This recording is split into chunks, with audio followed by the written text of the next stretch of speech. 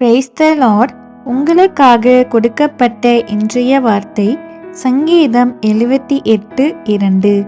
என் வாயை உவமைகளால் திறப்பேன், பூர்வ காலத்து மறைபொருள்களை வெளிப்படுத்துவேன். கர்த்தருக்குள் பிரியமானவர்களே, என் வாயை உவமைகளால் திறப்பேன் என்று ஆசாப் எழுதுகிறார். உவமை என்றால் என்ன? உவமை என்றால் தேவனுடைய வார்த்தை.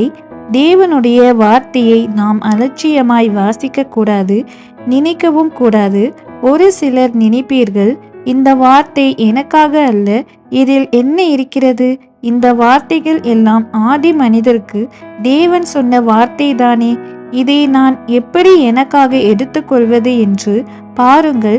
தேவனுடைய வார்த்தை எப்படிப்பட்டது என்றால் வல்லமையுள்ளது. அவருடைய வார்த்தை பேதைகளையும் ஞானியாக்கும். அவருடைய வார்த்தையில் ஜீவன் இருக்கிறது. அவருடைய வார்த்தையை வாசிக்கிறவர்கள் மரித்தாலும் பிழைப்பார்கள். அவருடைய வார்த்தையில் பெலன் இருக்கிறது, சுகம் இருக்கிறது, விசுவாசம் இருக்கிறது. அவருடைய ஒவ்வொரு வார்த்தைகளிலும் மகிமையான அற்புதம் இருக்கிறது.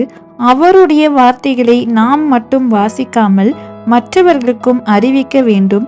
நாம் மற்றவர்களுக்கு ஆண்டவரை பற்றி சொல்வதுதான் உவமை. பூர்வ காலத்து மறைபொருள்களை வெளிப்படுத்துவேன் என்று கர்த்தர் சொல்லுகிறார். பூர்வ காலத்து மறைபொருள் என்றால் புதையல் அல்ல.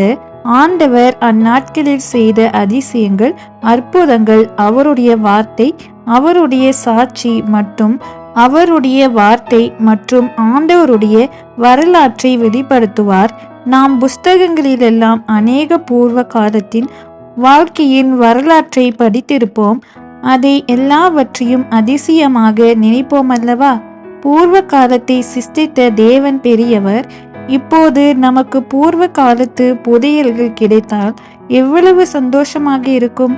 இந்த உலகத்தில் நான் தான் மிகவும் சந்தோஷமாக இருக்கிறேன் என்று தன்னுடைய எண்ணங்களிலும் இருதயத்திலும் இருக்குமல்லவா?